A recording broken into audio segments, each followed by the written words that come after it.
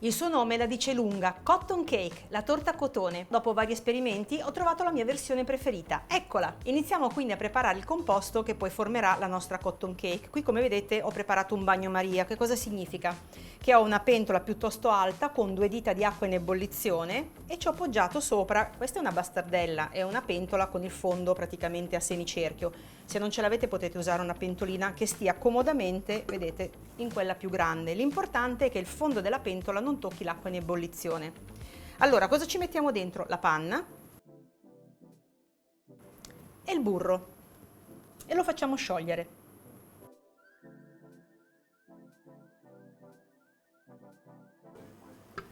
Ora aggiungo lo zucchero,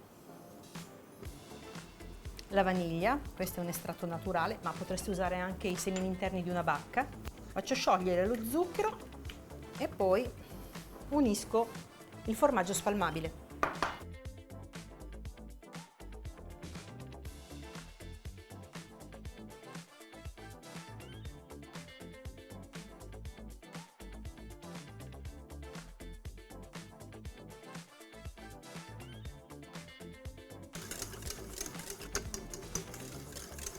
Il formaggio si è sciolto, adesso continuiamo fuori fuoco ad aggiungere il resto degli ingredienti.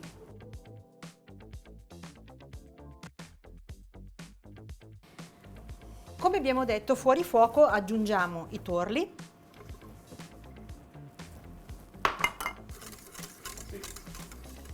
poi aggiungo l'amido di mais e la farina setacciati.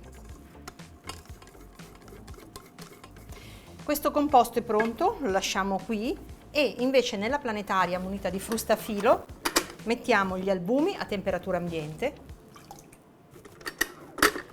azioniamo la macchina e quando gli albumi diventeranno belli bianchi aggiungiamo lo zucchero in 3 volte distinte, dopodiché aspettiamo qualche minuto e aggiungiamo il cremor tartaro e il succo di limone.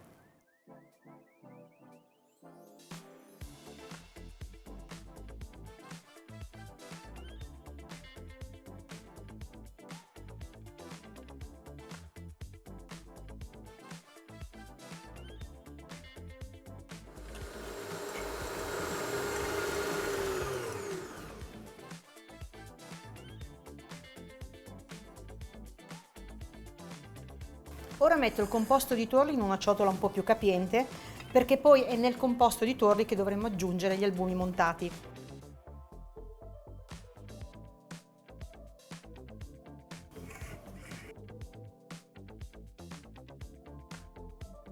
Cominciamo a metterne un pochino e mescoliamo un po' più velocemente anche per, diciamo, ammorbidire il composto con l'albume. Ora come vedete sto aggiungendo più delicatamente gli albumi ai tuorli, proprio per non smontarli. Ho messo dell'acqua a bollire sul fuoco e adesso metto il composto all'interno di questo stampo. È uno stampo largo 20 cm ed è tutto unito, vedete, non è uno stampo a cerchio apribile. Non potete usare uno stampo a cerchio apribile perché questa cottura viene fatta a bagnomaria e l'acqua entrerebbe nel composto.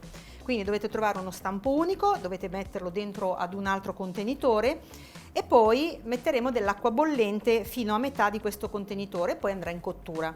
Adesso innanzitutto metto l'impasto nel mio stampo che come vedete è stato imburrato e foderato di carta forno sia sul fondo sia sui lati. Ci sono addirittura 3 dita di carta forno in più perché la cotton cake in cottura si alzerà molto. Quindi la versiamo all'interno. Ora versiamo l'acqua nello stampo fino più o meno a metà dello stampo. E adesso possiamo infornare la nostra cotton cake nel forno statico a 160 gradi per 30 minuti, nel ripiano più basso del forno. Dopodiché abbassiamo a 140 e la cuociamo altri 60 minuti. Poi spegniamo il forno, apriamo un pochino lo sportello, magari ci possiamo mettere un mestolo in mezzo e lasciamo raffreddare la cotton cake all'interno del forno spento.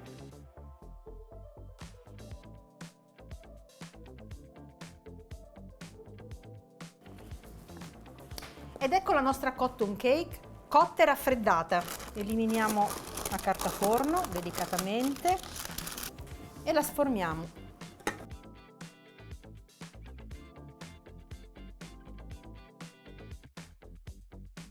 e poi la giriamo.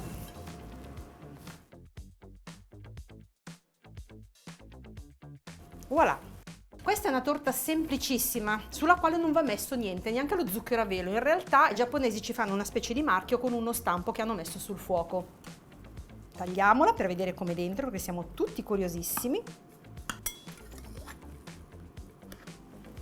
Guardate che bellezza! Questa la tengo per dopo e io vado a fare una bella foto.